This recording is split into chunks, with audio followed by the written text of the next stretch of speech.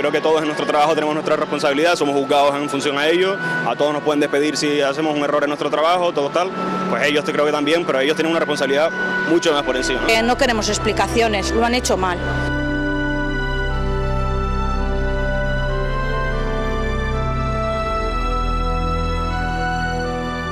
¿Qué tal? Buenas tardes. Ni el clamor de las decenas de miles de manifestantes este sábado en Valencia exigiendo la dimisión del presidente de la Generalitat, Carlos Mazón, por su gestión el día de la Dana, ni los lamentos de los vecinos de la zona cero han conseguido inmutar al equipo de gobierno en esta comunidad que no piensa en dimisiones. Las contradicciones y las medias verdades de Mazón estos días han minado lo que es su credibilidad.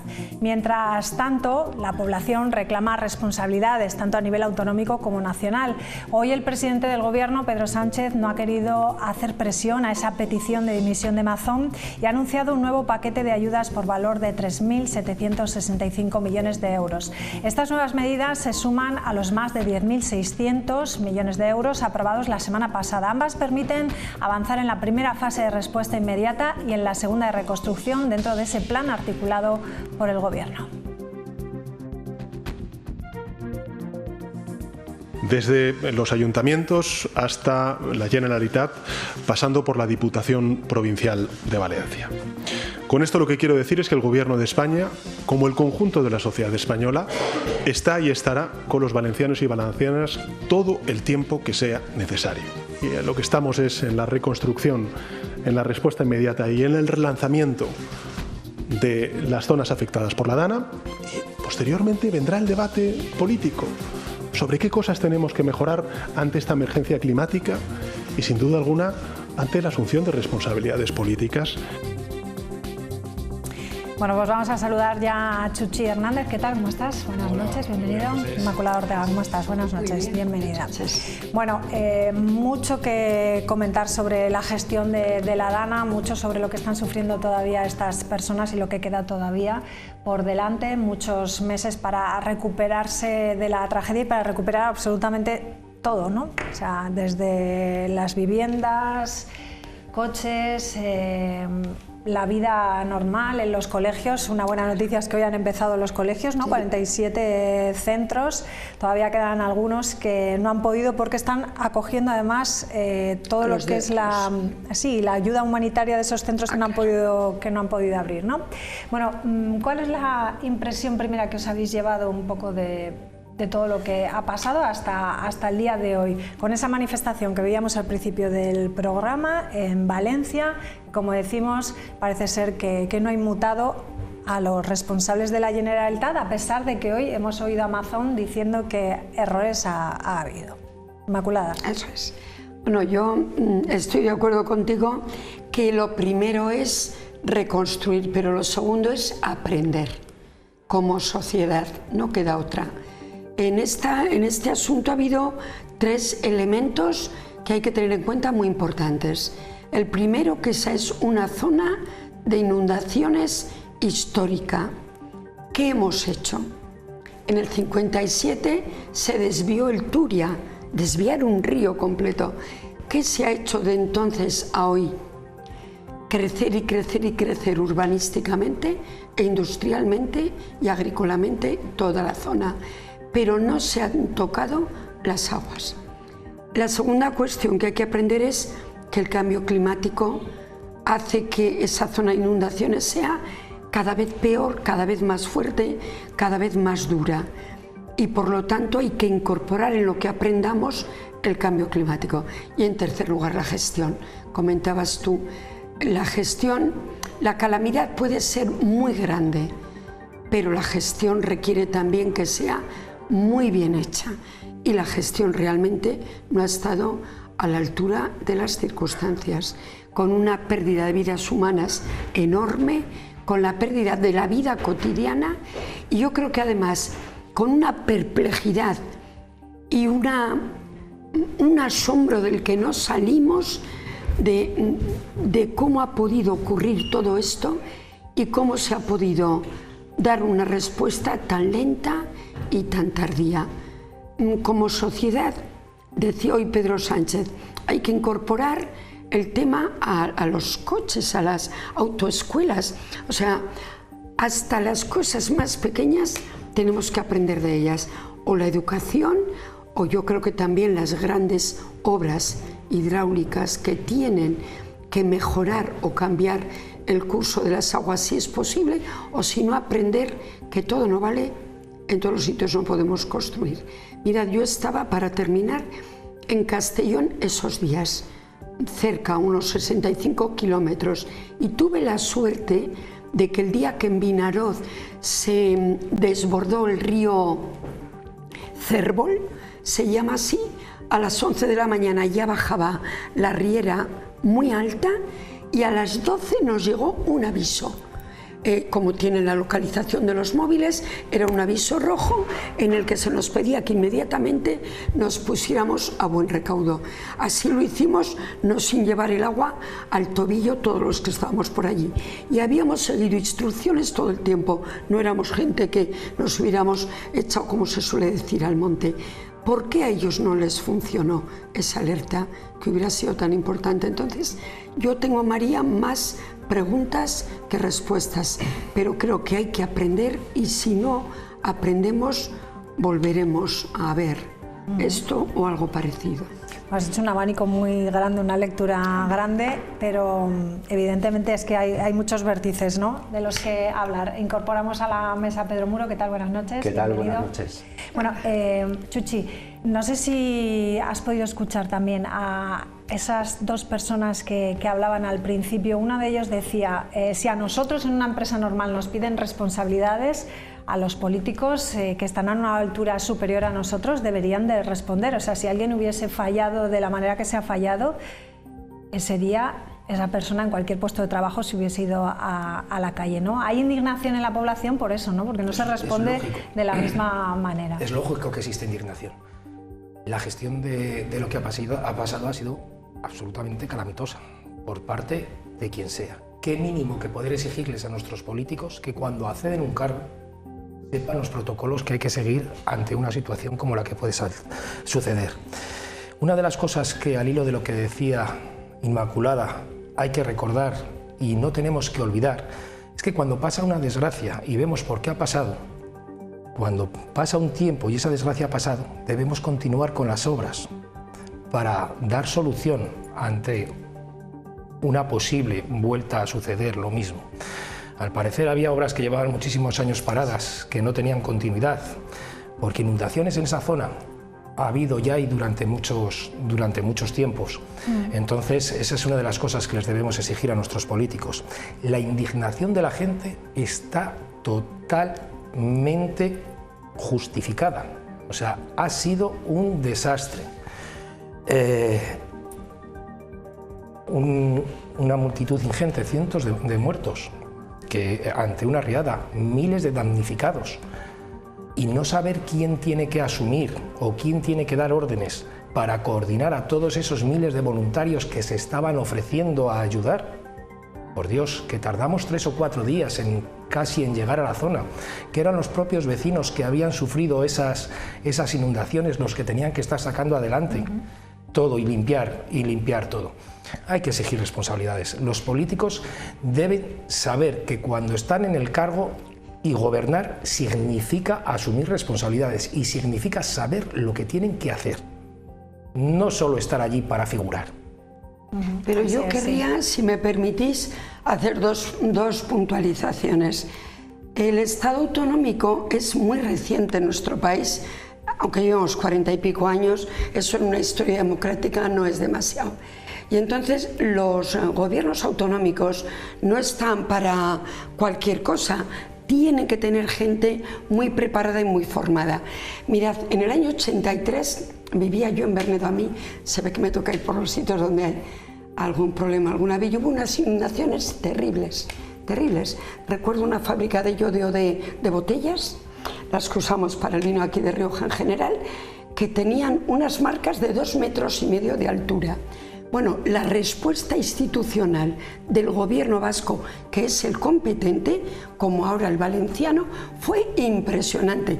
Ayudó toda España, ayudó el gobierno central, y es más, acabamos en nuestra declaración de la renta del año 84 poniendo cada uno de los que cotizábamos allí una cantidad de dinero en relación a lo que ganábamos para poder completar, porque había sido un desastre de tal envergadura que el gobierno vasco pues había tenido un déficit importante en las cuentas. Ha pasado lo de La Palma, el volcán, y el gobierno canario estuvo a la altura y el gobierno español ayudó. En este caso, y creo que a todos tienen responsabilidades, pero a quien le competía, a quien le compete, como en el caso de los vascos o de los canarios, era a su gobierno. Y hay que saber cuando uno elige en los equipos, que lo has dicho tú también, a quién elige. Si no, la gente no creerá en el Estado autonómico y pensará que somos gobiernos autonómicos para estar, pero no para solventar cosas. Y lo segundo, estando de acuerdo contigo en la indignación, lo que no podemos es pasar a la violencia nunca. A mí me dio mucha pena el golpe del presidente, el barro de los Reyes, porque bien o mal fueron a decir aquí estamos. Y igual no deberían de haber ido ese día o no haberse puesto tan cerca de la gente que tiene que decir al primero que tiene delante lo que le está doliendo, lo que le pasa, pero creo que esa línea también como ciudadanos vamos a darle hay que parar. voz a Pedro. De todas formas, Sí, eso yo creo que fue un poco la forma en la que llegaron, ¿no? Porque estaban ellos... desahogo de la que tardaron en llegar. Lo que se tardó en pisar con barro. toda la violencia que había habido por los saqueos, los robos, ellos que llegasen de esa manera en la que llegaron, incluso llegaron un montón de caballos. Coches. Dices, ¿de dónde aparecen tantos caballos? Pues yo sí, creo que fue un poco... también, no fue las formas. sí, también. Estar, Las formas por y el supuesto, tiempo, que deben de estar, claro, pero como 5 dijo días Rey, más tarde debe de estar. pues, hemos visto como aquí el presidente un día estaba en París y otro día estaba aquí en una boda, en la boda del cuñado, o sea, con su helicóptero, que para ponerse en Valencia lo tenía bien fácil y en 24 horas se calza unas botas y el presidente está en Valencia y seguro que no hubiera pasado lo que ha pasado. Y la gente hubiera visto, como en el País Vasco en el 84, en 24 horas había 2.000 soldados desplazados al País Vasco. Aquí no lo hemos visto, en el año 84. 40 años después la respuesta no ha sido la misma. No es problema solo del Estado de las Autonomías, sino es problema del clima de enfrentamiento entre administraciones al que hemos llegado con el Estado de las Autonomías. Esta competencia es mía, yo la ejerzo y hasta aquí. Bueno, pero yo creo que hay al una cosa que me ciudadano llama, le da igual.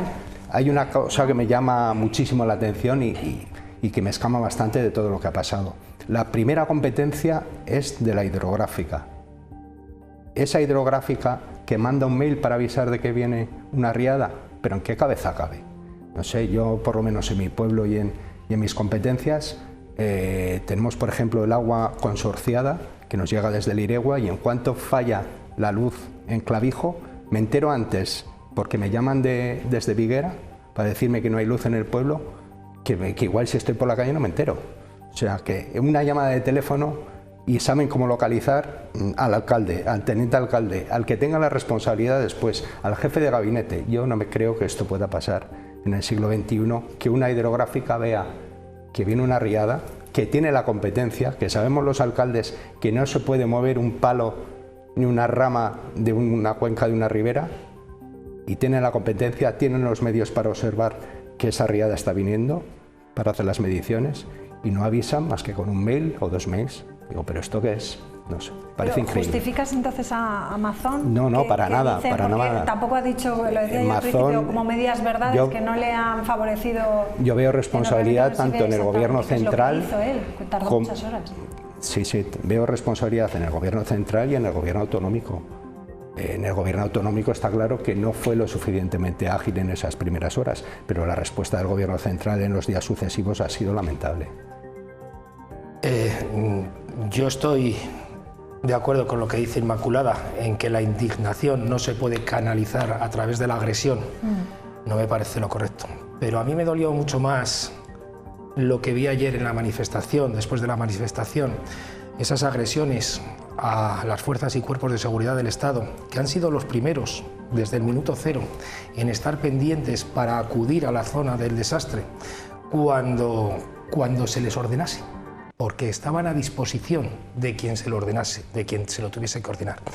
Y me ha ofendido y me ha preocupado los altercados del sábado, esas agresiones tan brutales a los cuerpos y fuerzas de seguridad del Estado.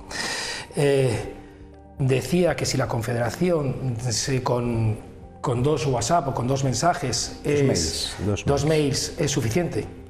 ¿Son los protocolos establecidos? ¿O cuáles son los protocolos establecidos? Porque seguramente aquí lo que pasa es que nadie sabe cuál es el protocolo. A lo mejor estaba establecido que eran 2 mails, yo no lo sé, lo desconozco totalmente. El problema es que ni el gobierno central, ni el gobierno autonómico, ni la Confederación, ni los alcaldes, ni absolutamente nadie sabía cómo actuar ante un mail. Yo creo que algunos sí que lo hicieron, sí, pero más y lo hicieron bien. Mira, iniciativa que ya os digo que yo estaba bien cerca, 65 kilómetros, y llovía que no os podéis imaginar, y un viento enorme, bueno, imposible acercarte a zonas de paseos marítimos y tal, cuando empezaron a contar ya el martes a la tarde lo que estaba ocurriendo. Yo llegué a Castellón a través de Morella por el Maestrazgo. Los grandes barrancos que acaban en toda la zona de Valencia donde ha ocurrido el desastre vienen de toda esa parte de las sierras. Son barrancos que diríamos que son casi rieras profundísimas, que cuando nosotros bajamos el día 27 estaban secas, y cuando volvimos, que fue al viernes siguiente, era impresionante lo que había. La EMET hizo lo que debía, y os he contado que a nosotros el jueves nos llegó un aviso de protección civil en Vinaroz. Perfecto, perfecto, nada que decir. El tema es por qué ese mismo aviso de protección civil no llegó a las zonas de Valencia el martes, cuando desde por la mañana se sabía lo que estaba pasando y estaban bajando las rieras ya casi llenas. Aquí le compete protección. Del jueves siguiente. Yo hablo del jueves siguiente, es decir, el martes 29 fue la Dana, sí. El jueves estábamos en Vinaroz, que está relativamente cerca, porque sabéis que iba la Dana hacia el norte, hacia Castellón y Cataluña, y pudimos verlo en propia persona, cómo se nos alertó a toda la población que tuviera la ubicación de su móvil abierta. Entonces, ¿quién tiene que dar la orden de protección civil? Comunidad autónoma. ¿Qué pasa? Que yo también estoy de acuerdo con vosotros en que somos administraciones que tenemos que colaborar. No podemos, como decía Pedro, vivir enfrentadas. Ahora te toca a ti, ahora me toca a mí. Es cierto que si uno se mete en la competencia del otro, tiene un problema. Pero, señores, que es un tema humanitario gravísimo. Yo no me imagino a ningún alcalde, y Pedro y yo lo somos, que estuviera decidiendo a quién le toca cuando la gente se te está muriendo. Eso no puede ser. Pero es cierto que era la competencia directa y el protocolo venían de comunidad autónoma. Por eso la manifestación que va contra todos, pero fundamentalmente contra aquel que la gente cree que tiene más responsabilidad. Pero de verdad que yo no quiero decir que se vaya no. Ahora que todo el mundo arrime lo pro, y además que lo arrime todo el mundo hasta el final. Y luego en ese eslogan, que no quiero dejar que se me pase, del pueblo salve al pueblo, a mí no me gusta. Yo lo siento mucho cuando lo veo, porque es fácil hacer una frase bonita, pero el ejército, y le doy la razón a Chuchi, allí, y la policía local y los alcaldes. Desde el momento cero estuvieron a la espera de que se les dijese pero que bueno, fuesen. las policías locales, todo estaban allí, y eso son instituciones, porque no olvidemos que todos somos Estado, claro. Que yo creo que a alguno se le olvida. El pueblo ayuda al pueblo, y el pueblo somos también todos, pero también las instituciones, al menos las municipales y los cuerpos y fuerzas de seguridad de carácter localital estaban allí. Yo desconozco el protocolo que debiera haberse seguido, pero creo que hay otra cosa clara, que no puede ser que dependamos de un político para mandar un mensaje. O sea, tiene que estar estandarizado. Totalmente. Para que quien tenga la competencia a nivel funcionario de protección civil tenga la suficiente autoridad como para poder lanzar ese mensaje sin tener que pasar por las manos de un político. O sea, si Confederación se rompe una presa, yo no entiendo que tenga que llamar a un tercero, a un cuarto, a un quinto, sino que la misma Confederación diga, se me ha roto una presa, aviso a todo el que esté en esta cuenca, y que esté estandarizado. Esto no se ha roto una presa, pero se ha visto por las mediciones de Confederación que venía una riada. ¿por qué tiene que pasar a otro estamento? La misma Confederación sabemos que es un ente súper poderoso y los alcaldes lo sabemos. Pero no podemos mover la solución no es que sea Confederación, sino que aprendamos que solamente colaborando las instituciones se puede salir adelante y luego que cada palo aguante su vela. Sí, pero lo que está claro es que un mensaje a un móvil no puede depender de una cuestión política, de un político de turno, sea el que sea. Yo desde luego sea el día alcalde, que lo recibí, sea presidente de la comunidad o sea yo el día que lo recibí director de entiendo que Protección funcionó todo ese sistema, pero ya había pasado lo grave. Lo grave no fue... En situaciones como esta, lo primero, colaboración, solucionar el problema y luego ya se exigirán responsabilidades a quien haya que exigírselas porque las tiene que haber, Venga, vamos con la novedad entonces de esas ayudas. Decíamos que la semana pasada se aprobaban unos 10.600 millones, hoy se han aprobado 3.000 y pico millones, 3.700 creo que son. Nos lo cuenta Leticia Ortiz. Después de haber aprobado medidas por un valor de 10.600 millones de euros para las actuaciones más urgentes, el Gobierno ha ampliado hoy el escudo social. El objetivo es dar el primer paso para la reconstrucción de las zonas afectadas. Entre las medidas más destacadas está esa posibilidad de congelar la hipoteca durante 12 meses más. También el anticipo de hasta un 50% de las ayudas directas destinadas a reparar los inmuebles dañados y también los permisos retribuidos para aquellos trabajadores que no pueden acudir a su puesto de trabajo y que tendrán el 100% del salario asegurado. Además, se han aprobado ayudas de hasta 200 millones de euros, ayudas directas para los agricultores afectados, y se pone en marcha un plan de 500 millones de euros para retirar el lodo de las zonas afectadas. Según Pedro Sánchez, estas medidas van a beneficiar a más de 400.000 trabajadores, 30.000 empresas y más de 100.000 hogares. Más allá de estas medidas y de las cuestiones económicas que llevan consigo estas medidas, Pedro Sánchez ha respaldado en su comparecencia a Teresa Rivera, a quien la oposición señala como responsable última de la Confederación Hidrográfica del Júcar. Señalan desde la oposición que esta institución avisó tarde de la riada en el Barranco del Pollo, que es el que se ha cobrado un mayor número de víctimas. En cuanto a la responsabilidad del presidente de la Comunidad Valenciana, de Carlos Mazón, que esta misma mañana reconocía que ha podido haber errores durante la gestión de emergencias, Pedro Sánchez pedía centrarse en los damnificados. Ya habrá tiempo, dice, para pedir responsabilidades políticas. Desde los ayuntamientos hasta la Generalitat, pasando por la Diputación Provincial de Valencia. Con esto lo que quiero decir es que el Gobierno de España, como el conjunto de la sociedad española, está y estará con los valencianos y valencianas todo el tiempo que sea necesario. Y lo que estamos es en la reconstrucción, en la respuesta inmediata y en el relanzamiento de las zonas afectadas por la DANA, y posteriormente vendrá el debate político sobre qué cosas tenemos que mejorar ante esta emergencia climática y, sin duda alguna, ante la asunción de responsabilidades políticas.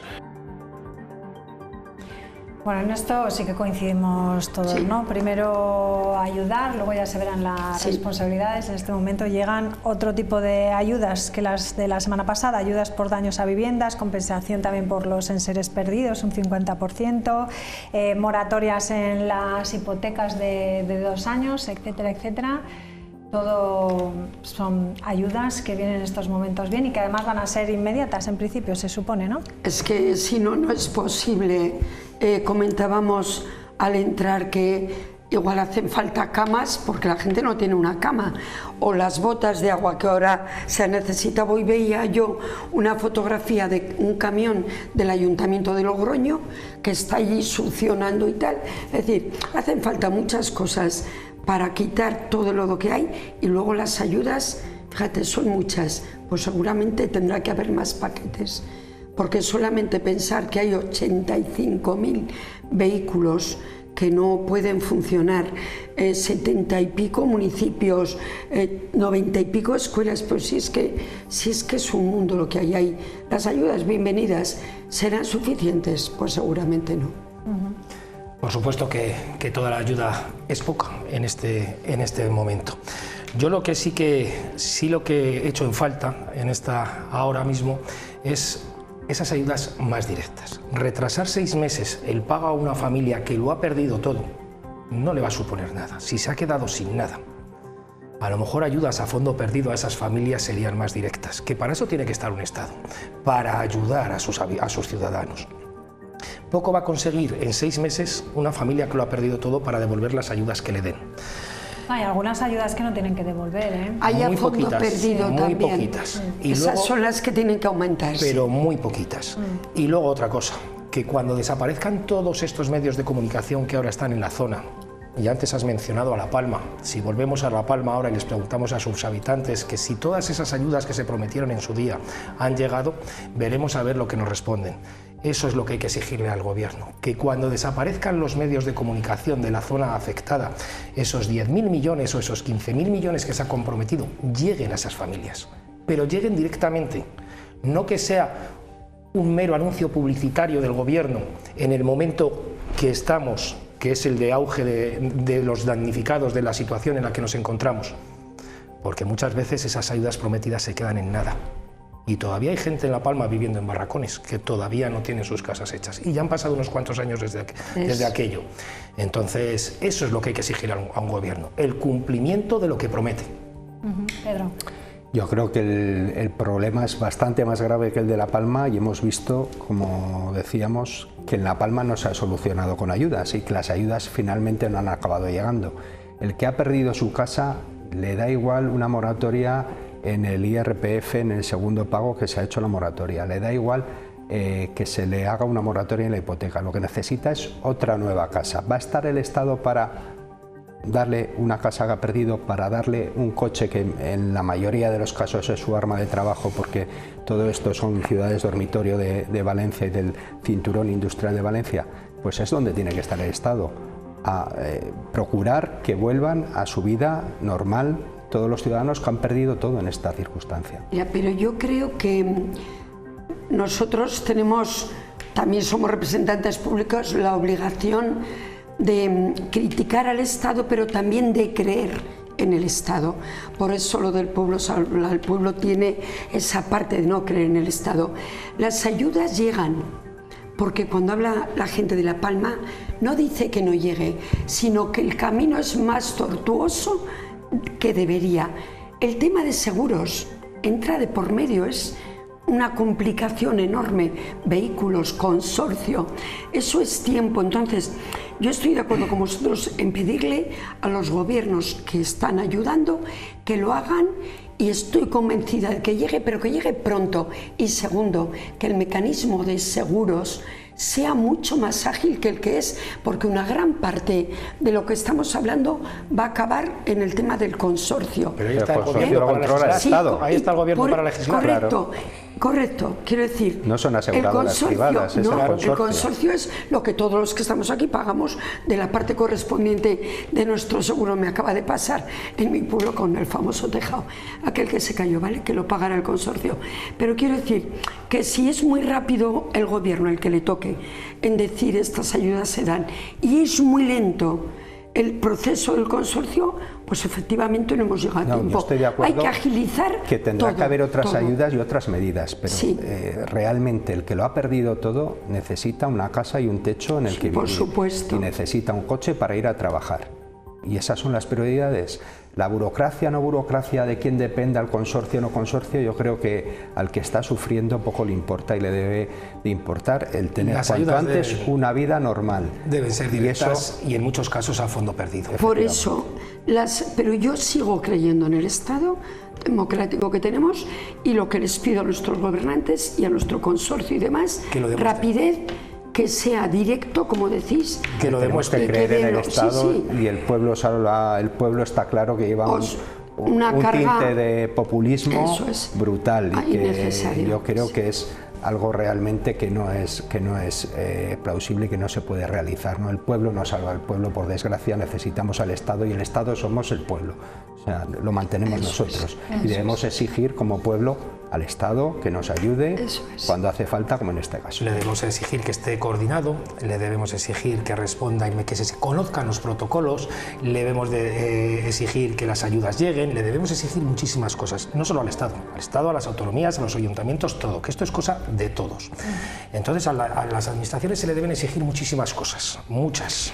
Y otra cuestión en este tema, por terminar, no nos olvidemos, aunque se ha quedado lejos del debate que tenemos, el tema del cambio climático, qué hemos hecho, dónde hemos construido, por qué nos ocurren estas cosas, y que cuando eran los tiempos buenos del boom de la construcción, todo valía y se legislaba desde diferentes administraciones para construir donde no se debería. Que no digo que sea hoy, porque hoy la gente tiene que recuperar lo básico, pero que no nos olvidemos que hay una cumbre por Azerbaiyán o no sé dónde están y nos parece todo demasiado lejano. Bueno, y llamativo es que no van muchos líderes, ¿eh? No. Una cosa que vamos para llama atrás. la atención. Bueno, me gustaría también decir la labor que hacen los servicios de emergencia de La Rioja, para terminar ya con la Dana, simplemente por ver imágenes de los bomberos de Logroño. Hemos estado esta mañana con ellos y esto es lo que nos han contado. Es momento de quitar el barro. Los bomberos del CEIS y de Logroño limpian la maquinaria mientras miran atrás recordando lo vivido, la solidaridad, la tragedia, la incertidumbre y la frustración de no dar abasto. Tan brutal como esto, en distintos servicios de emergencia, el año que viene hago 30 años, he pasado por el Ejército, la Guardia Civil. Sí que en el año 96 estuve en Bosnia, en un justo final de guerra y tal, y sí que había desastre, pero como digo yo, es que esto lo tenemos al lado de casa, es que esto está a 4 horas es que está aquí al lado, o sea, la sensación con la que hemos venido todos de desastre humano que les ha pasado a gente que es que está ahí al lado, es muy impactante. Los vecinos se han volcado con ellos. Siempre había un café que ofrecerles a pesar de los momentos tan dramáticos por los que estaban pasando. Y ellos, además de su labor, también daban un hombro en el que llorar, un oído con el que escuchar y un abrazo con el que consolar. Empatizábamos tanto con ellos que incluso esas brigadas les poníamos nombres propios, ¿no? En la nuestra particularmente se llamaba el Comando Maripaz porque era una persona de 60 años que había perdido el trabajo, ¿no? Estaba en el paro. Había retirado el seguro de la vivienda porque tenía que disminuir gastos y claro, lo había perdido todo, ¿no? Entonces, aparte de ir todos los días a controlar las bombas de achique y tal, pues nuestra misión era ir a hacerle una visita a Maripaz y darle ese abrazo, esos ánimos para que no se viniera abajo, ¿no? Y un día me tocó convivir un momento con una chica que había pasado una semana, no encontraba a su marido y ella estaba obsesiva de que lo iba a encontrar vivo. Claro, tú no le puedes decir que no lo va a encontrar vivo, pues asumir ese momento pues se pasa mal. La emoción empaña sus ojos al revivir esos momentos que están grabados en su retina y que nunca podrán olvidar. Qué historias tan dramáticas las que tienen que escuchar ellos y luego cómo vienen también ellos, ¿no? La ayuda psicológica que ellos ofrecen cuando están allá, pero la ayuda psicológica que también estas personas, ¿no? Así es. Así que enhorabuena a todos ellos. Vamos con otra manifestación, no la de Valencia. Miembros del sindicato CESIF se han concentrado en todo el país, también lo han hecho aquí en La Rioja hoy para exigir una mejora de las condiciones laborales y salariales de los empleados públicos abandonados, aseguran, por la administración. Exigen también la defensa del servicio MUFACE después de que la licitación al concierto sanitario para el periodo los 2 próximos años quedara desierta porque ninguna empresa aseguradora se ha presentado. Dicha licitación planteaba una subida en las primas del 17,12% en 2 años, pero Adeslas, Asisa y DKV decidieron no acudir, argumentando que la oferta no era suficiente en términos económicos. Chuchi, cuéntanos, ¿qué es lo que ha pasado? Pues lo que está pasando es un abandono total por parte de las administraciones de sus empleados públicos. Nos tiene totalmente apartados, o sea, olvidados, totalmente olvidados. Y el problema es que todos los ciudadanos estamos sufriendo ese olvido. Lo estamos viendo aquí con la fuga constante de profesionales que está haciendo que en La Rioja las listas de espera sean interminables. Es imposible atraer gente cuando territorios limítrofes tienen una mejor financiación y los profesionales se nos van. Imposible crear equipos, no hay manera de que se estabilicen las plantillas. Por eso estamos exigiendo que a igual trabajo, igual salario. La tasa de reposición, que es la que impide que se saquen más plazas, lleva vigente desde el año 2010.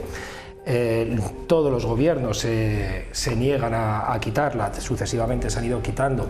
Se está viendo que las plantillas se están quedando obsoletas, no damos ese servicio de calidad que la ciudadanía se merece.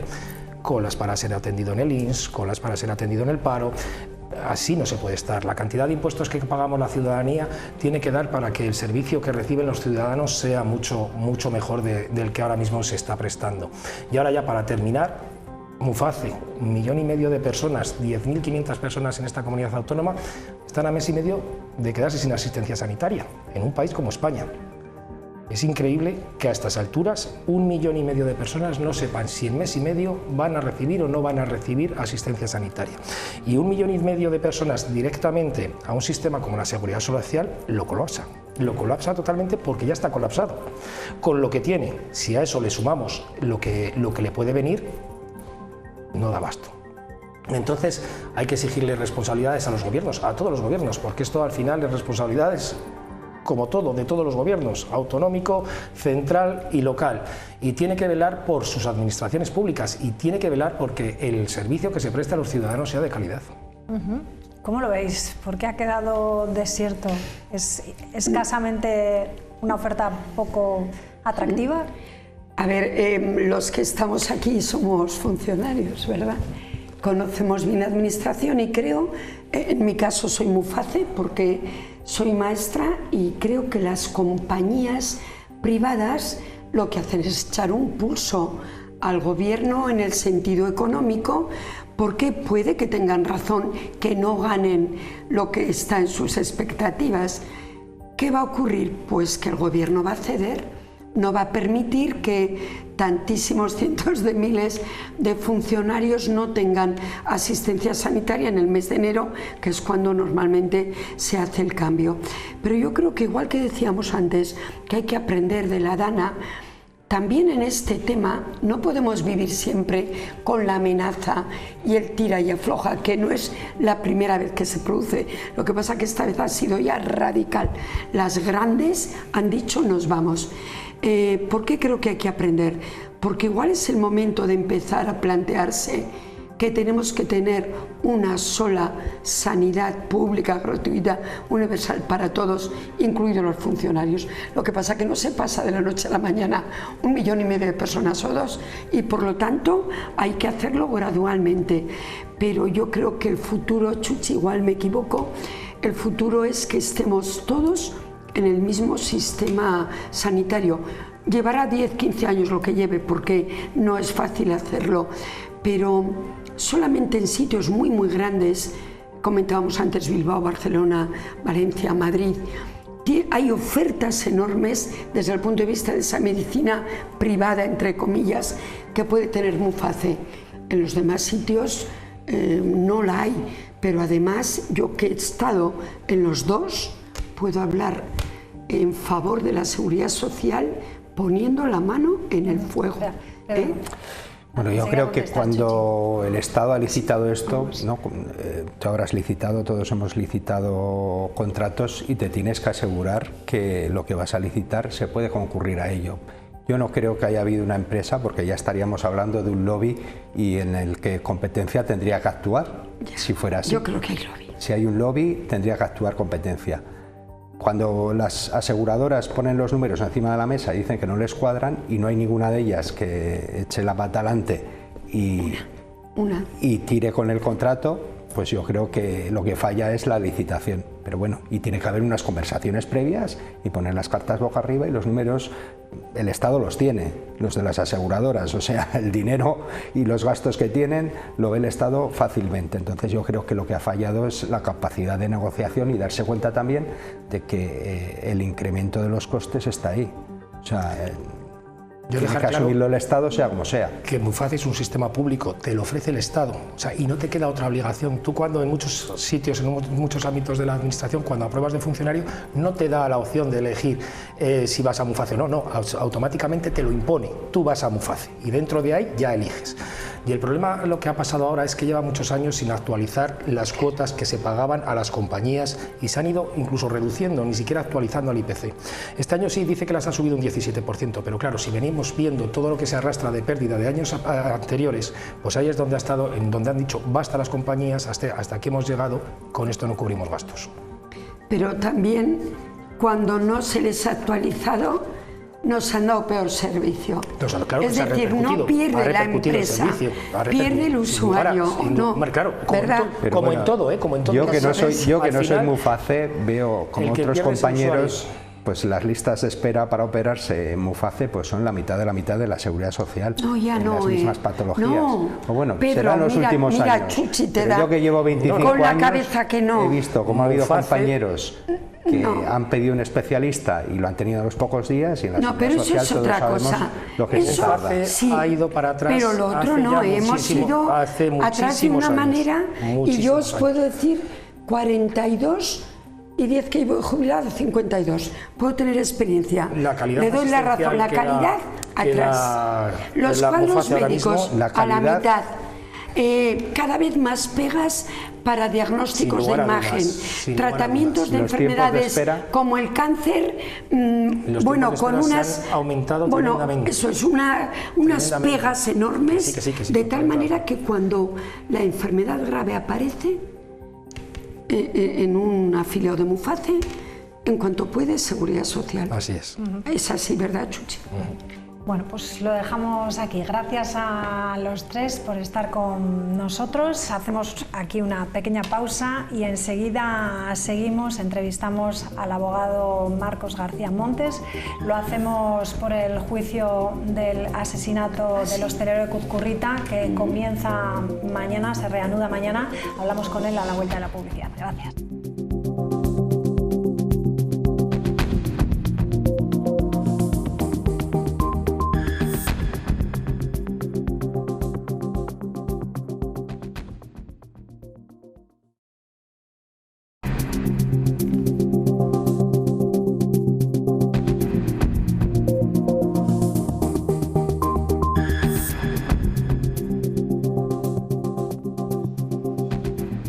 Mañana se retoma el juicio con jurado popular por el asesinato con alevosía y ensañamiento del hostelero de la localidad riojana de Cuzcurrita en 2023. En este caso están acusados dos hombres para los que el fiscal pide 23 años de cárcel para cada uno de ellos. Hace una semana comenzaba este juicio en el Palacio de Justicia de Logroño. Vamos a hablar con el abogado de la acusación particular por parte de la hija. Hablamos con Marcos García Montes. ¿Qué tal? Muy buenas noches. Buenas noches y mucho gusto siempre. Bueno, cuéntenos, la reconstrucción de los hechos reveló que no estamos ante un asesinato normal, fortuito por los daños que ocasionaron a la víctima. ¿Qué impresión se ha llevado de los testimonios recogidos hasta ahora? Bueno, lo primero que hemos sacado es que al final los dos implicados, porque la línea que llevan de defensa era que uno se quedó fuera, no sabía nada del tema y otro entró. Eso ha quedado totalmente fuera, ¿no? Porque, entre otras cosas, a la compañera científica. Y lo más importante es que la diferencia que tenemos, por respeto siempre, con el Ministerio Fiscal, es que ellos acusan de asesinato con alevosía y nosotros entendemos que además hay un prevaleciente vegetativo de indefensión de Guillermo, que en paz descanse, y por ello esperamos una pena de prisión permanente estable. El juicio va muy bien, no hay ninguna complicación en cuanto a la participación de ellos, pero este juicio es el principio del fin, porque aquí hay unas personas encubridores y también los inductores, que son lo que estará después de este juicio iniciar otro procedimiento para descubrir la verdad. Ajá. La acusación mencionaba que el conocimiento del dinero guardado en casa podría haber sido el motivo de ese crimen. ¿Qué elementos se han presentado en el juicio para sustentar la teoría? ¿Considera que la aparente creencia de que el señor Castillo tenía dinero en efectivo en su hogar pudo influir directamente en esa premeditación del ataque? Hombre, puede influir, pero después de mostrar en el juicio que había una casa que no tocan, evidentemente esto puede quedar hasta medio descartado. Lo que está muy claro es que ha sido un personaje en cuyo domicilio va después de los hechos y según la versión de ensangrentadas, las dejan allí, las meten en una bolsa y las tiran luego, las hacen desaparecer y se lavan. Y este personaje además tiene contactos con ellos anteriormente, según la geolocalización, pues evidentemente hay más personas detrás de todo este procedimiento. Para mí, pues dos personas que son la hermana de uno de ellos y la novia de otro, que en principio serían que tengan la excusa absolutoria de que no se la puede sancionar, además han fallado la verdad en el juicio, con lo cual cometerán un delito de falsedad en juicio en América Perjuria. Y luego detrás de ellos hay otras dos personas vinculadas a Grandes, su tío y otros, que tienen mucho que hablar cuando se reinicie una nueva instrucción de procedimiento, que lo haremos inmediatamente. El ataque de la víctima fue extremadamente violento y esto ha sido también una parte importante en lo que es la acusación. ¿Qué mensaje pretenden enviar la acusación sobre la gravedad de esta violencia y su impacto en la sentencia que ustedes buscan? ¿Es factible el vínculo personal en ese ensañamiento? Bueno, nosotros entendemos que yo después de no he visto nunca una mujer con unas lesiones prácticamente la cara tumefacta y llena de sangre coagulada. Imposible ver hasta los... lo que está muy claro es que le colocaron unos grilletes en vida, que estos grilletes eran para hacer sufrir más todavía y que en definitiva hay un tratamiento de libro y sobre todo, y lo más importante, estaban tratando con una enferma con cardiopatía, enferma con una cervicalgia y además una persona que por la edad prácticamente estaba desvalida. Por ello vamos a permanente revisable para ambos. Uno de los elementos llamativos de este juicio también es la falta de un testigo protegido, por lo menos hasta el jueves. No sé si seguirá la situación igual, quien hasta ese momento no había podido ser localizado. ¿Qué impacto tiene esta ausencia en el caso? ¿Cree que esta situación debilita la posición de la acusación o que es posible sostener el caso sin este testimonio? Bueno, este testigo protegido, que todo, por lo menos nosotros, por el interrogatorio que se le hizo y por lo que cuentas, esta persona, por lo visto, se encuentra fuera de España, en Francia, se está intentando localizarle y en todo caso se podrá leer su declaración aplicando la ley de criminal y creemos que no hay ningún problema. De todas formas, tampoco es definitivo, porque después de haber presentado uno de los acusados a su compañero sentimental, nos lo hemos cargado siempre en plural y además queda acreditado también por las intervenciones telefónicas, sobre todo la geolocalización de las personas con las que ellos hablan.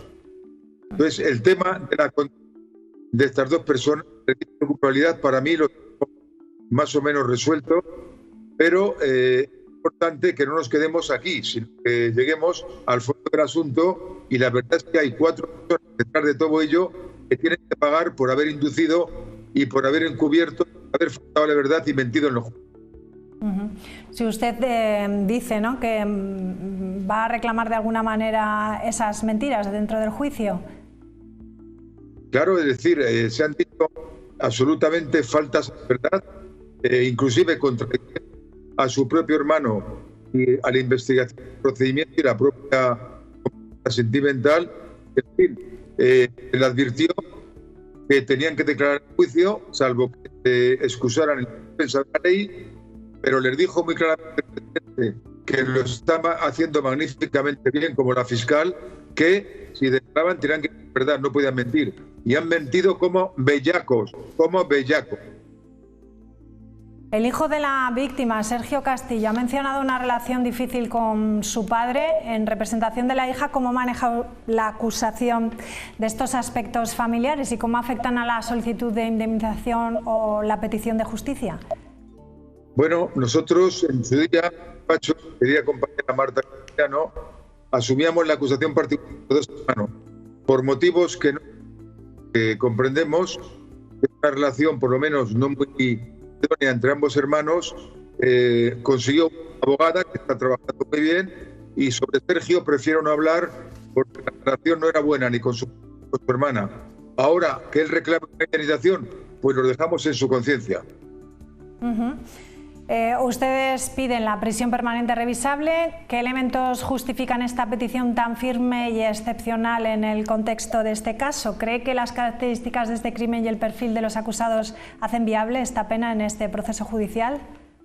Bueno, nosotros, como acusación particular, hemos conseguido condenar la responsabilidad de prisión permanente a 7 personas, 7 asesinos. Y en este caso la diferencia con la Fiscalía es que ellos estiman que hay delito de asesinato con alevosía y nosotros ponemos otro plus más, que es otra circunstancia agravante más, que es la de la posición de desvalido y de aprovechar a la persona que estaba enferma. Y eso nos lleva a la apreciación de 2 agravantes de la prisión permanente revisable. Por cierto, la alevosía no sea solamente una, serán 4. Emboscada, indefensión, etcétera. Es decir, que el tema es muy delicado y esta gente tiene que pagar lo que han hecho, porque en definitiva, acogerse ahora que eran dependientes, eso es absolutamente ridículo, porque lo han dicho los médicos, han mirado a uno de los investigados y porque además la descripción con la que hace cómo se produce el crimen y la reconstrucción de hechos, margen de un problema mental en que prácticamente tuvieran la conciencia alterada o la inteligencia alterada.